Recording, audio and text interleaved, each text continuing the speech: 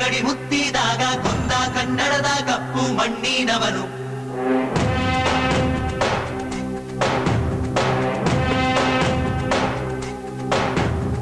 ವಜ್ರ ಬಲ್ಲಾಳ ರಾಯ, ಸೋಗೆ ಬಲ್ಲಾಳ ರಾಯ, ಕತ್ತಿಗಲೆ ಬಿತ್ತಿ ಹೋದ ವಂಶಾದವನು.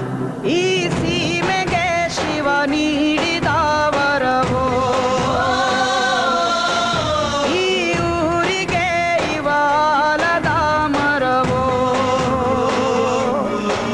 ಮೂರು ಸುತ್ತಿನ ಕ್ವಾಟೆ ಗಸ್ತಿಗೆ ನಿಂತ ಗರಡಿ ಮನೆ ನಾಯಕ. 6,000 ದಂಡು ಬಂದರು ಬಿಡನು ಕಾವಲಿನ ಕಾಯಕ.